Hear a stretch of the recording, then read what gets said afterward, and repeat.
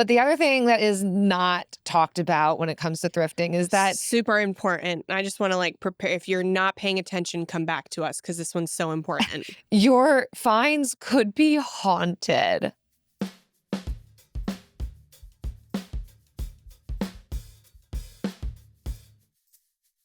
Welcome, Frugal friends. I'm Jen. I'm Jill.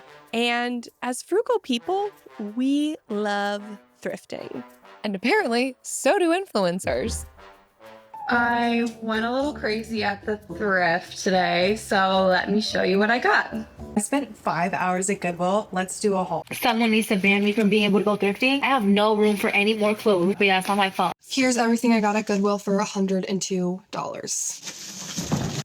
Another ungodly Goodwill haul. I have a bunch of stuff here. Let's get into it. What is this? It's just a scarecrow man and a tree. Looks like something out of Winnie the Pooh. I love stuff like this. I fear I may be the queen of thrifting. I have everything I need now.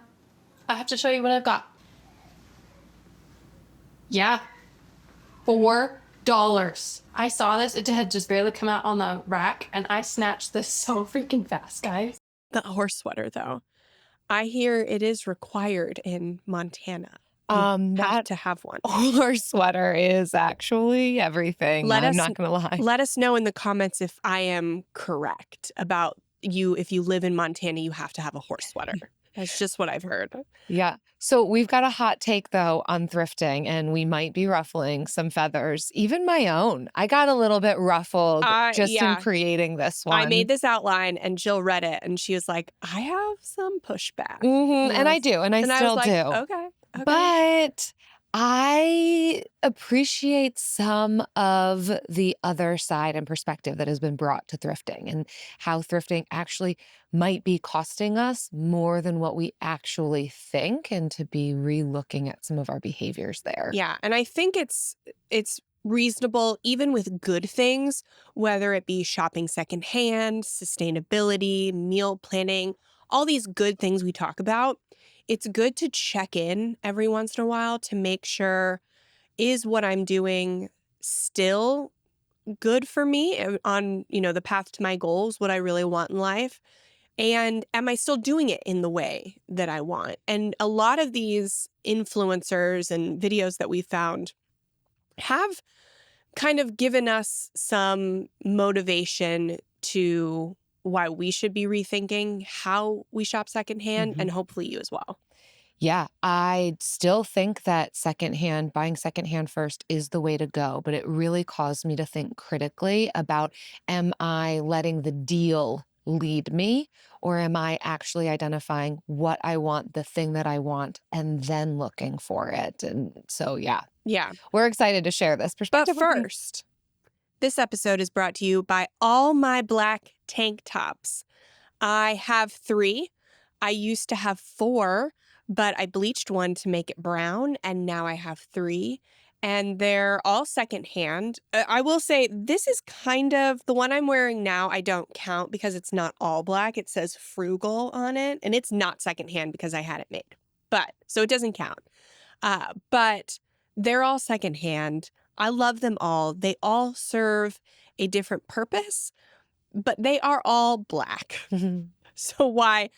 Because I get very overwhelmed at the thrift store, and I tend to stick to the colors that make me feel safe, i.e. black. And that's how I've ended up with so many black tank tops over the years. And something else that can be overwhelming? It's budgeting. And we don't want you to feel that way, so you end up with the same deprived budget every single month thinking that's what healthy budgeting looks like. No. So we created our mobile optimized spending planner spreadsheet. It is the perfect amount of black tank top to red polka dot denim jacket. I think it is that radical middle between the two. And it's mobile optimized. So whether you want to just track your money from your phone or you want a comprehensive annual budget, you can do it in this spreadsheet. There are tabs for monthly budgeting, financial picture at a glance, annual finance. There's even a calculator that will help you calculate opportunity cost of buying something. And that's fun to just kind of keep track of all the things that you add in there to see over the year how much money you've saved by choosing not to buy something. So that is very fun. And we have a discount for all of our friends watching on YouTube. If you head to the description, even if you're not watching on YouTube and you just head to the description of the video, you can get a 30% off discount code. And you can check it out straight there, frugalfriendspodcast.com/budget. So we've got a couple of reasons why thrifting might not be what you think that it is. And this is a hot take from the Frugal Friends. We want to identify some of it's not perfect. So some of the dark side or the unfortunate side so that we can get off our high horses. We never want to be on very high horses because it's dangerous. I don't really want to be on a horse in general. I think we should just get off horses. Yeah, you can pet them. You can be on a horse if you them. love them. Yeah. But I think most of us should get off. So the first reason is it can be really hard to actually find clothes in your size. Head in, bestie. We are going thrifting as a plus size girly because every time I talk about ethical and sustainable fashion, I am told I just need to go thrifting. And I think there is a very big disconnect between the experiences of being straight sized and thrifting and being plus size because it is bleak. This sweater is the first thing I found that I did end up getting. It was new with pegs and men's. And then I also found these brand new Stuart Weitzman blue suede shoes. Like, they have never been worn. They were the find of my life. I'm so excited about it. But those aren't clothes. These are clothes. This is what you're finding in the plus size women's thrift section. Like, what is that shirt? Truly, why do I think I'm gonna find a vest that will do up? I went back another day to a different thrift store. This dress was pretty cute. It was an extra large stretch fit, but was $35. And here are the two pieces I found for my straight size best friend without even looking in her size range. So yeah, that's thrifting as a plus size girl. Yeah. And if you're not watching the video, she's probably about a size like 18 to 20, I would guess. But definitely not the average size that you would find at a thrift store. Yeah, and according to data from ThredUp, Poshmark, Goodwill, the most common sizes donated to the thrift store is 8 to 14. So that's the most donated. So if you're not in that range of sizing, you're not going to find what you're looking for. And even if you are, you still might not find the thing, right? You could be looking specifically for a pair of jeans and they have the brand and cut that you like, but it's still not in your sizing. And so that sometimes can then lead us to buying things even still, but they don't fit quite right. And we think, oh, maybe I'll tailor it or get it tailored, and then that's going to be an extra cost, but then we never do. So then we don't wear it. So then it just sits in our closet. And so, and we're not just talking about, okay, don't ever do secondhand, but specifically thrift stores in person. And I think that's where, like going online could be a really good alternative. Yeah. And we'll talk about some of the solutions in the end. Yeah, here too. I think it's important that we understand this as people. Like, so I am in that like 8 to 14. I'm squarely in there as my like average size. And I still have a hard time finding things that I like at a thrift store, which is why I have so many black tank tops. So it's hard even when there's a lot of things in your size. I find that while the pickings in small and extra small are slim, that's where like the cuter stuff is. And so to have this end all be all of just buy everything secondhand is really a narrow side, like it's very narrow sighted when we're giving advice about how to be frugal, because we want people to look good and feel good. And sometimes you're just like not going to find that secondhand. Yeah, you can't always just chase the deal. And it's not just about the deal, it's also about sustainability. So again, it is good to look secondhand first, but it's worth recognizing that there can be downsides. You might not find what you're looking for in the time frame you need it. So then you have okay, so then how do I find affordable clothing beyond that? How, like, am I going fast fashion? And this is where we've really landed on like the advice of if you want the thing, buy the thing. Because fast fashion isn't the answer either. And that's where we get affordable. But there was a lot of people that I was hearing who bought a lot of cheap fast fashion stuff, spent maybe like $1,000 over a year. And then as they grew older and started buying like more quality pieces, spent more, outrageously more per piece, but ended up spending the same amount, but maybe got like 5 or 6 pieces. Yeah, I am getting to be more and more all about spending the big money on the staples that are sustainably made from quality companies. Yeah, not the fast fashion, but being really certain about what pieces do I want to complete my wardrobe and being willing to spend on the quality over quantity. Mhm. And I think thrifting can lead to just a lot of quantity, and we might be able to justify it by the fact that, oh, I got it secondhand, but then not looking at our consumption and maybe like borderline hoarding behaviors that end up happening. Yeah. But the other thing that is not talked about when it comes to thrifting is that Super important. I just want to like prepare. If you're not paying attention, come back to us because this one's so important. your finds could be haunted. Here are more things you probably shouldn't buy. Disclaimer: not all of these will be haunted, but there's a large chance that there is, and I'm not personally willing to take that risk, even though I'm pretty good at sensing out what's haunted and what's not. Not everybody is. I wouldn't risk it personally, but you do you, boo. You do you. I don't care. But here's a warning. Any kind of jewelry that looks like this. So this is Victorian mourning jewelry, and those braided things are hair. Not a chance, Jack. Another example of hair jewelry, this one's braided and encased in glass. You also won't catch me dead with anybody's signet ring. It's fine if it's a family heirloom, but I wouldn't get anybody else's. Those things are literally custom made for a person. A lot of energy there, and I don't want to mess with that. And lastly, vintage glasses. Super cool, super haunted. A person literally needed these to see. Very personal, very haunted. Very personal, very haunted. I love that. Someone else needed these to see. I don't know anything about things being haunted, but I will say don't buy anything braided in somebody else's hair because it's weird. And I don't want you to be weird like that. You can be weird in a lot of ways, and I love that for you. Yeah, unless not it's your that way. own hair, then that's just creative and fun, and it's a good use of your own hair. Someone else's hair, yeah, you just gotta draw the line somewhere. Hair is where I draw the line, even my own hair. I will say. Yeah, but not even having to do with like haunted things. So that's a little tongue in cheek. Could be Obviously, haunted by spirits, but it could also be haunted by bugs. yes. So that's a real thing. And you've got a story for that. You could come home with bugs. I do. Okay. So yeah, your stuff secondhand, whether it's from thrift store or Facebook Marketplace, could legitimately be haunted by some kind of pest.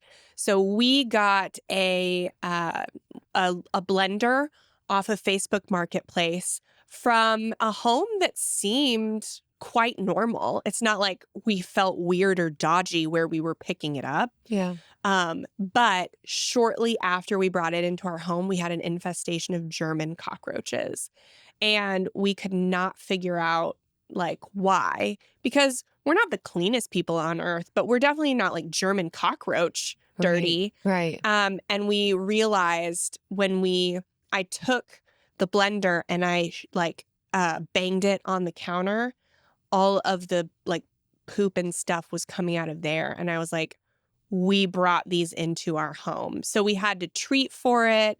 We left the blender outside. We still have the blender. So like my advice is to just give it a couple bangs on the counter before you bring it home to make sure there's nothing living in there, right? Just give it a good old like knock around. Yeah. So there's things you can do. Like there's a lot of things your secondhand finds can be haunted with from thrift stores. So there's bed bugs, lice, mold, mildew. There are some people on social media that go out and they test plates and other things for lead paint. That's like a whole section on social media. There is even faulty wiring that has led to fires Mhm. in thrift stores. How wild is that? Yeah, again, not a reason to totally not do it, but I think that we need to recognize that secondhand isn't always all rainbows and butterflies and good deals. There are some perils that can come with it. Honestly, every time, one of my favorite types of thrift stores are the bin stores, the outlet thrift. And I know that's next level, Oh, where I you're love it literally too. going in and digging Yeah. and then paying by the pound. Some of these places will have scales for the entire shopping cart. You Mhm. just wheel your shopping cart onto it. It's adjusted for the weight of the cart. So you're only paying for what's inside of it. And I love it because I'm not going to lie. The thrill of the hunt is a big deal for me. And More is more. thrifting it scratches that itch. However, I also do get itchy. Anytime I go, I have to be prepared. Like, I will think about what I'm wearing when I go because it needs to be something I do plan to wash soon because I'm probably going to get hair, dog hair, dander, who knows, on me, dust. And I always carry a tissue with me because about 20 minutes in, I start sneezing. I always take a Claritin before I start Uh-huh. thrifting. I have to, or by the end, I will be just a goner. It is wild to say these things out loud, but Yeah, people worth need to it. know. We need to know. Sometimes I feel like we are so, as frugal people, we are like just out of touch on some things. Yeah. And it is good to be brought back down to know how weird we are. Mhm. Again, being weird is so good, but like, don't wear somebody else's hair. Like, don't be like that. There was even one video I found that a girl was like putting on a sweater and she was just doing like a little camera like try on pose, and then she puts her hand in the pocket and she like freaks out, and she like puts her hand back in and pulls out a cough drop, but Mhm. she initially thought it was a cockroach.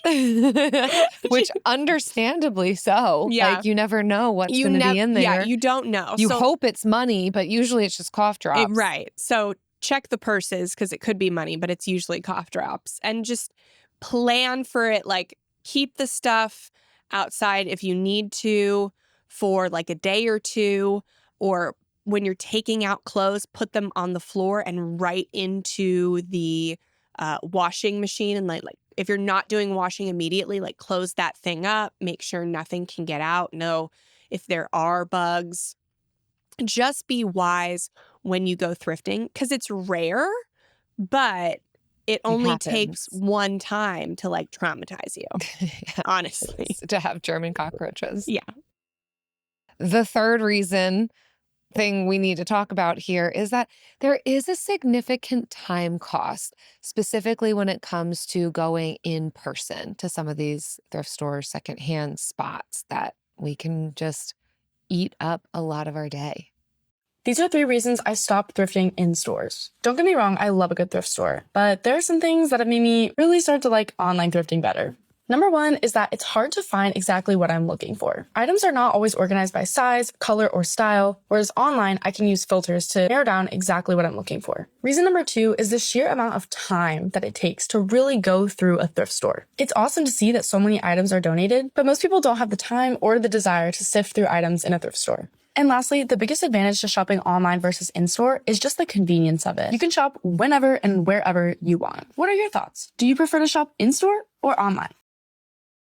Again, for me, that's what I like about it. And I think for any of our friends who impulse spending has to do with the thrill of the hunt, this is a decent outlet for that. I will still say we need to have in mind what we're looking for and not just be led by the low prices.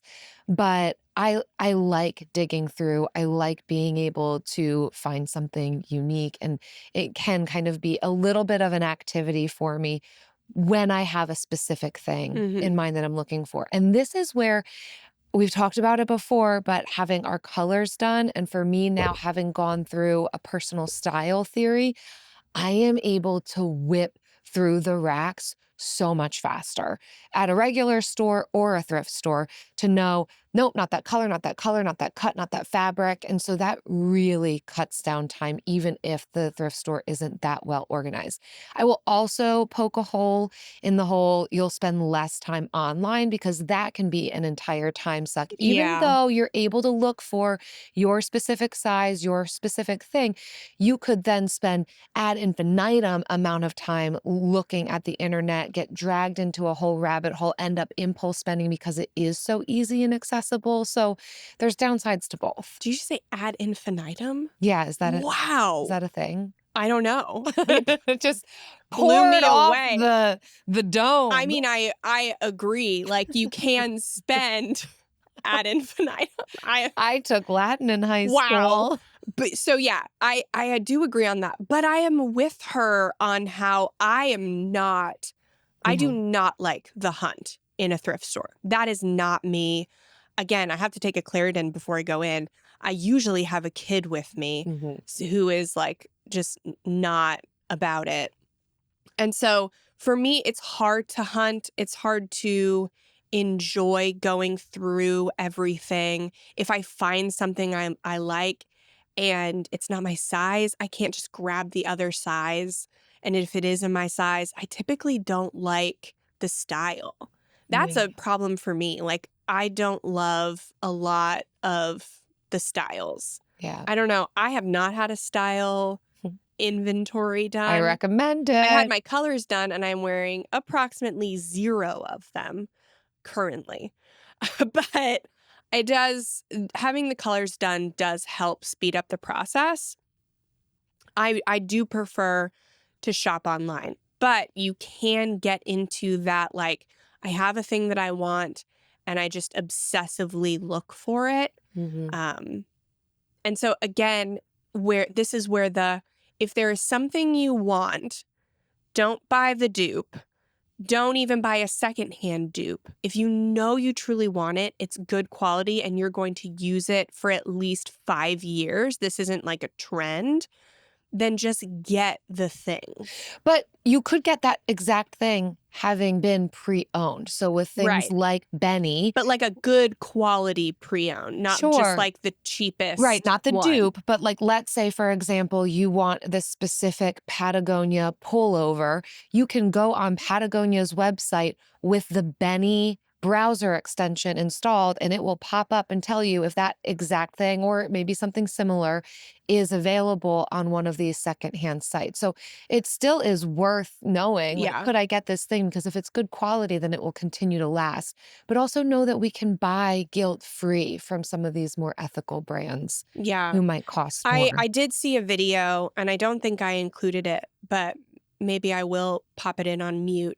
But this girl bought this blue coat secondhand and it was a little sun faded, a little dirty. She took it to the dry cleaner and the dry cleaner basically said, we can clean it, but we can't color correct it. It's a blue leather coat, really great quality.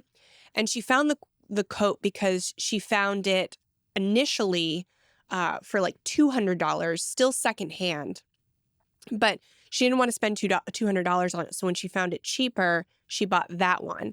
But then that one wasn't salvageable. She ended up buying the other one anyway because it's what she really wanted. Yeah. So just because it doesn't have to be brand new.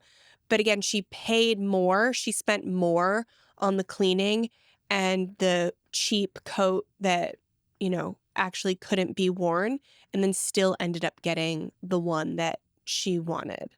Originally. Yeah. That can be. So, I think there's a time cost to shopping in store. There's also a time cost to doing it online. And you just have to choose which one fits you. I'm much more of an online shopper. But I've also been burned by Poshmark, getting like poorer quality than what was promised in the listing. And you can't return it. You can't try it on. So that's what scares me about buying secondhand online. So that's one overall that is like the time cost. You don't get that back and you still aren't ensured that what you really want is going to be what you truly wanted. So it just gives pause. It's not a reason to not thrift, but it does give pause to make sure like, okay, maybe we're not thrifting every piece on our body, but the safer pieces like coats or shoes or something like that. Yeah. And then maybe saving for in-store these more, I don't know, touchy, more temperamental sizing pieces. Yeah. The fourth thing, lesser talked about when it comes to thrifting, is that it could actually hinder your personal style. I found this one felt like a hot take. Yes. And I was really convicted by it. Millennial woman looking to start your wardrobe from scratch, here's the biggest thing I would tell you. Stop thrifting. And as someone who's been working in the fashion industry for 10 years, I will tell you thrifting is one of the worst enemies to creating your own personal style because it gives you the opportunity to make bad decisions at scale to not solve the problem. Thrifting should only be done as a way to supplement your already essential wardrobe as opposed to using it to create one, which creates another problem. You don't have the ability to control the inventory that you're being presented with in real time. This eliminates your entire perspective on the opportunities that are out there to actually solve your problem. Instead of aimlessly thrifting and buying these clothes that are just going to sit in your closet for years and years to come, I need you to understand something that we're going to be talking about on this page. You need to identify what is it that you are feeling or what are you experiencing in your wardrobe that is causing this problem and try to find the solution to it. That last question is really gold. Yeah, so when I first saw it, I was like, I don't agree because it's just giving you a different set of designs to choose from. So you either choose from the limited number of designs you have available to you from a quality designer, or you choose secondhand, right? But yes, it was that last question, that last one really got me. To me, this feels like the difference between going to a grocery store with a plan and allowing the grocery store to tell you what to buy, right? And sometimes I like those trips. Sometimes I'm going to go to Trader Joe's and just be like, show me, tell me, what Joe, to put into my cart.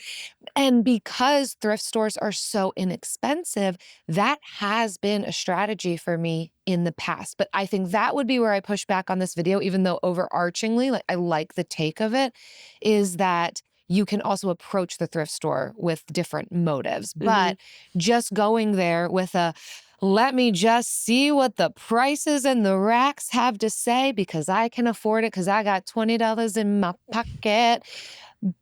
And then what I end up with is this hodgepodge of a closet and how has me at 35 being like, I don't even know how to dress myself anymore. I just got whatever hand-me-down somebody wanted to give me, whatever felt good in the moment. Really, it was just an impulse purchase from the thrift store. None of it really goes together, and it really derails a minimalist wardrobe. It derails me being able to find items that I feel really confident in that are going to last a long time. It leads to me spending more money, as you said earlier, over time to kind of fix some of these problems. It leads to a cluttered closet of things that don't quite fit me right, may have holes in them, might have stains. And so that I agree with. Like, oh my gosh, yeah, no. I need to push back against that kind of strategy and approach.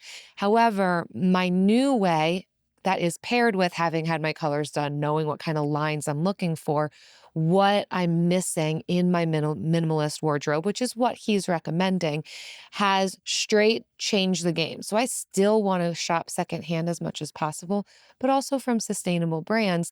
And I feel far more equipped to know what is going to serve me rather than just like chasing the low ticket prices. Yeah.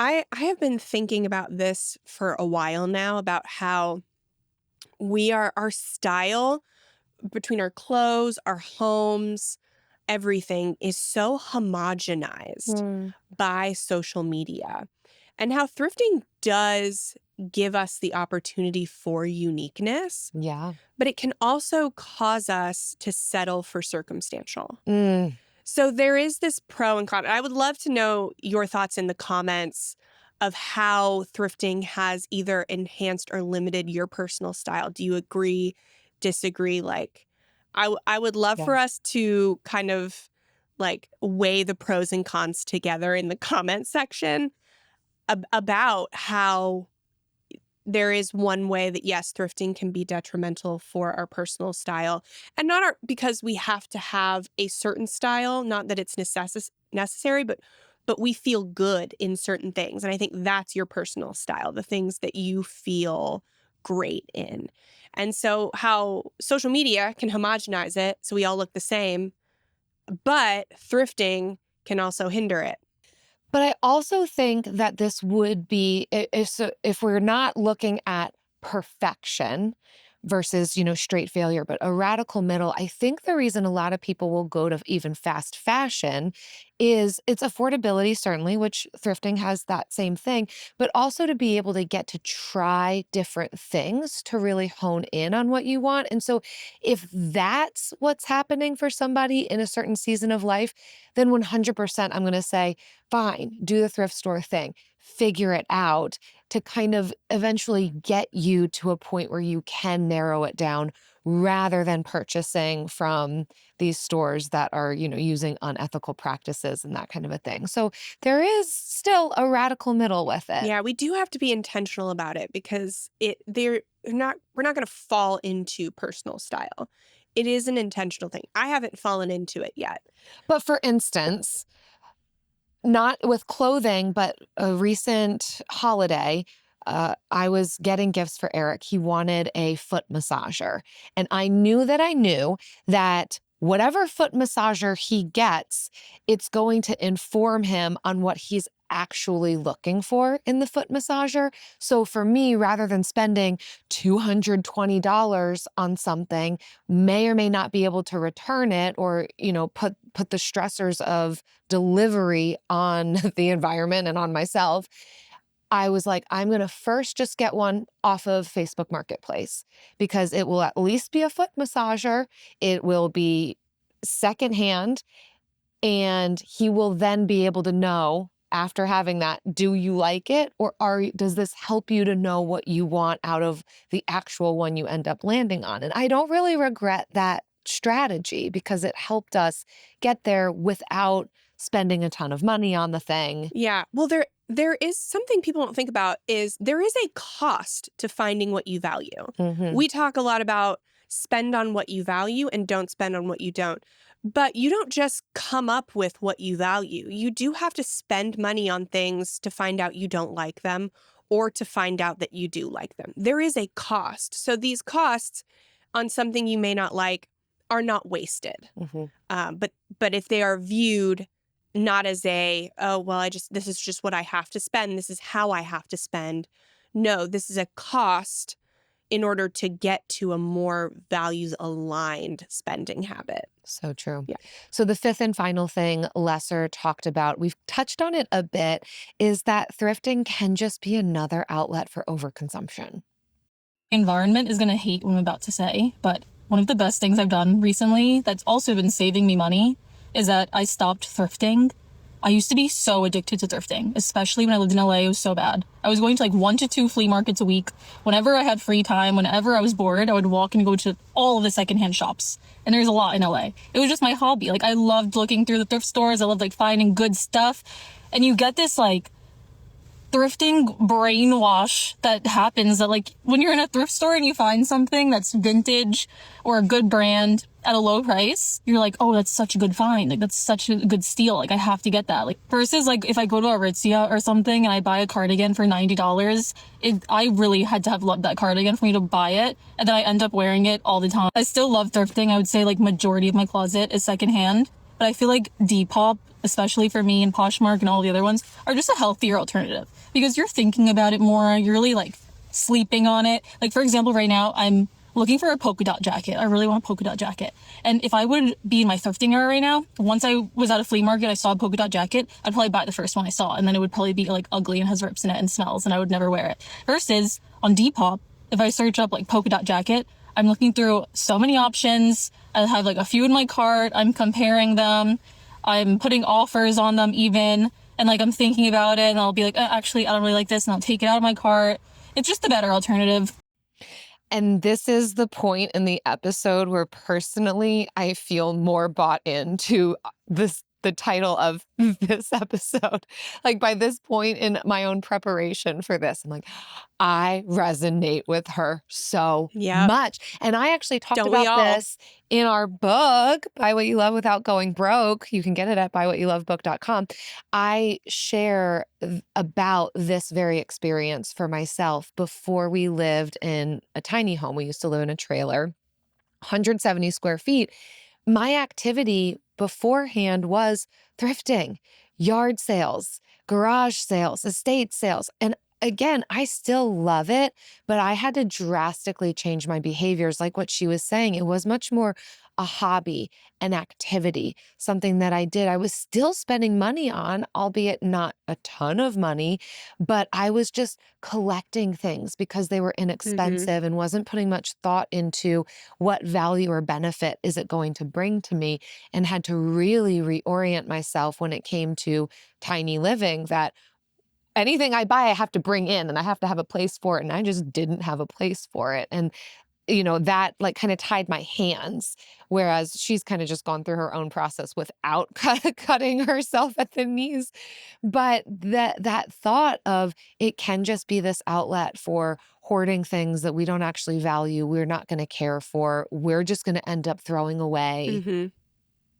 Yeah. Yeah. No, I mean, I think with all the hauls, I think this is a way that frugal people or people of limited means can participate in some of the same overconsumption culture that we see on social media. And we just have to be very conscious about how we're consuming. Yes, it's more ethical, it's more sustainable, but it still takes up space in our minds, in our closet, because every day when we're presented with too many choices, it becomes harder and harder to choose our daily outfit. And we are, going back to the same black tank tops every day. So I really do love thrifting. I really do love shopping secondhand, but anything in too high a quantity can be toxic. And that essentially is our wrap up. That again, shopping secondhand is still a great way to go. We think one of the first places that we should look when shopping, but to recognize that it does still have drawbacks to it, and to measure ourselves in the way that we engage with secondhand, that it doesn't mean, oh, no holds barred, like all the rules are out the window. Forget about everything you learned about impulse spending or values-based spending. No, those things still matter, even when it comes to buying secondhand. Yeah. And it's not a place where we can, again, be on our high horses and shame people when they are buying new. I think it's very easy to do, especially on social media or people in our lives that we love, we can be judgmental of. And knowing that there is room for balance on both. We can be frugal people, we can be sustainably minded, and buy both new and secondhand clothing.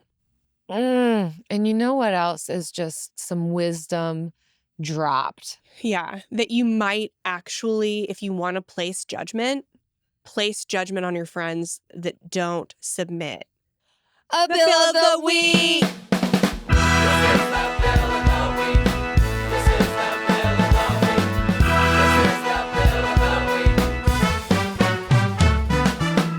That's right!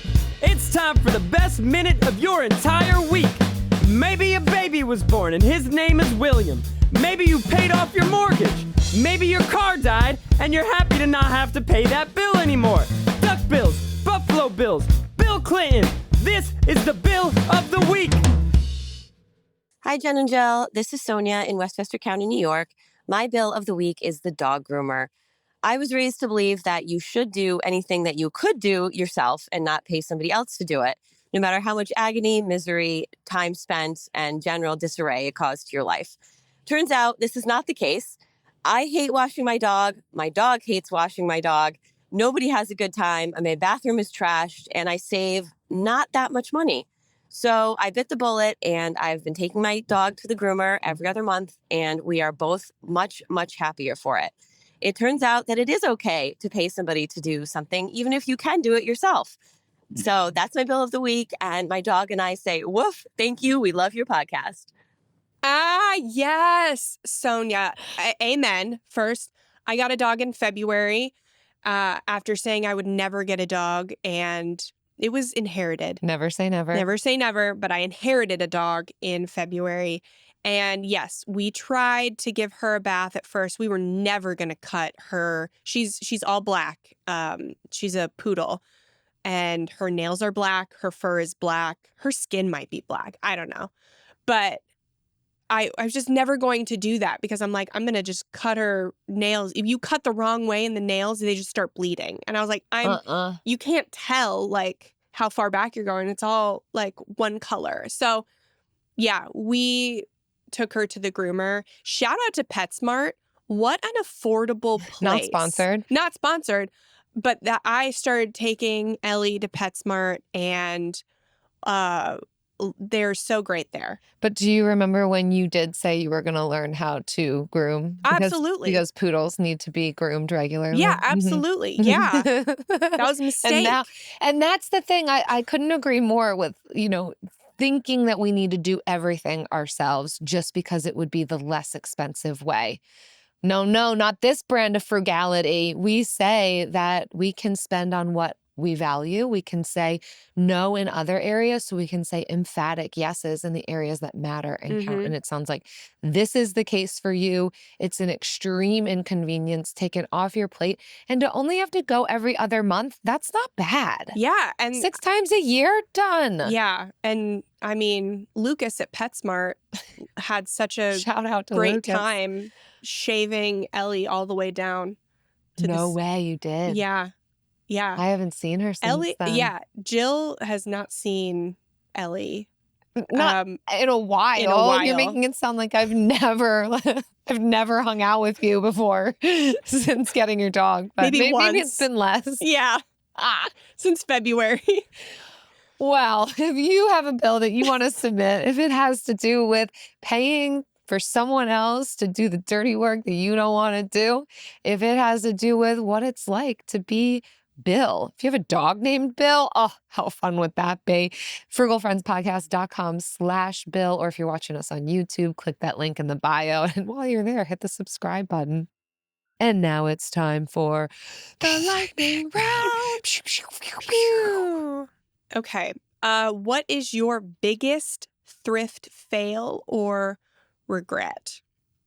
And I think mine is just the sheer amount of clothing I've bought over the years where I am trying to be cool, like edgy or indie or somebody of intense style. I think style is a spectrum, and some people have a lot of style and I don't.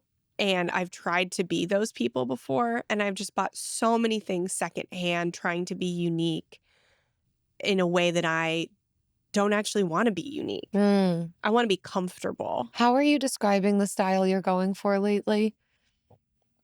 I forget, you used a term recently. This is good. I like this. Yeah. Comfortable. I basically live in leggings. Yeah. Just like every other mom on social media. Yeah. I am they are one of them. Yeah. And in Florida, it's summer. I live in a sports bra because I get so sweaty every day. You can't wear a regular bra. No. I'm Don't sorry. even bother. Sorry about that if it's too much information. No, I'd say it's not enough info. I want you to elaborate. No, I don't. No, I don't. Never mind. I take it back. For me, I was just remembering this. My sister's maid of honor dress. Okay, I'm sorry. So first you have the wedding dress debacle, which you did talk about on a recent episode. Yeah, we don't need to revisit that. So go back into the last, it was probably in the last couple just weeks. Just go back and listen to everything. NBD. Just You'll hear the wedding dress weeks. story. But now the maid of honor dress. Yeah, listen, I was very young when I got married, and alongside that, very broke. And then we had a very short engagement. It was all extreme, okay? And my sister needed a maid of honor dress, but I didn't have a bridal party. It was only her. So I didn't need matching dresses to be bought from a certain shop. It was kind of just, well, what do I put my sister in? And we were running out of time, and I'm like, well, let's just go to the thrift store and let the thrift store tell us. And that's where it went wrong. I found this gray strapless J. Crew dress, which seemed at the time like, oh yeah, a great brand. And that's a good color. This works. But it was strapless and short. And my sister in these pictures just, I'm going to refrain from using some of the words I could use and just say it did not look classy. It did not look like wedding day attire. And I look back and I feel so badly that I kind of chose that dress. I bought it probably for $12. And I'm like, here, do this. It's your size. And I found it at the thrift store. She puts it on like she's going to a nightclub. She was fine with it. I don't know. I'll have to ask her, how did she feel about it at the time? Hot. Yeah, she's like, I felt so good in that dress. Still wear it. Yeah, it was very towel-like. It looked like, she's just, it covered the amount that a towel would cover. I did not know this story. Yeah, I've probably not talked about it before. It just came to mind. Sweet I Jessie. regret that. Oh, I know. poor girl. I went the cheap route. Yeah, she's not towel dress girl. No, she's not. I couldn't imagine her clubbing. Oh, I'll have to show you pictures. Poor Jessie. Oh my gosh, that's amazing. Yeah, well, if you want to hear about other unhinged ways that people save money, we've got this video that might to be share the with you. episode Yeah, that where was you unhinged. talk about, yes.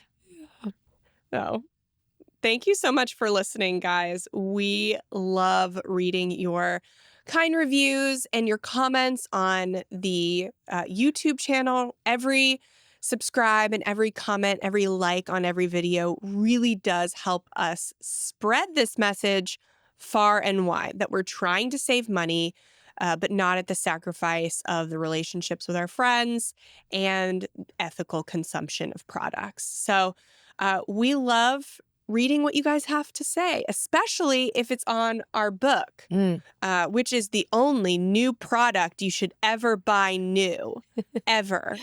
And definitely don't get it from your library or used. Don't do that. We will not tell you how to request it at your library if you go to buywhatyoulovebook.com. The instructions are for sure not right on the page. But we love everyone who has read the book. And it seems like you guys have loved it too. Like this one from Haley, who has given it 5 stars and says, I've spent a lot of time reading various personal finance books, and I have to say, this is hands down my favorite book. It's so well done, and it's evident how much time the authors spent on it. I don't just mean the time it took them to write, but rather the years of experience they collectively have between their own personal finance journeys and the others they've learned from. I appreciate the holistic approach they take. It's not just another personal finance book giving you 10 tips on how to be better with money. It ties in psychology and research with real life experiences and stories. I can't recommend this book enough if you're looking for ways to live your life in alignment with your values and simultaneously make sure your spending is also values-based. Then this book is for you. The outcome is quite literally to help you learn to buy what you love without going broke. Kudos on the title choice. We are still obsessed with the title choice. Yes. That was a very generous review. Thank you. And if you have kind words to say about this book, please do leave us a review. And if you have kind things to say about the podcast, about the YouTube channel, please comment, leave reviews, subscribe to the YouTube channel, even if you're listening to us auditorily on the podcast. You with the words today. It would really help us at times. Yes. If you love the show, we're Frugal Friends. If you don't love the show, we're How to Money. We'll see you next time. Dead. Love you guys. Okay, bye. That's amazing.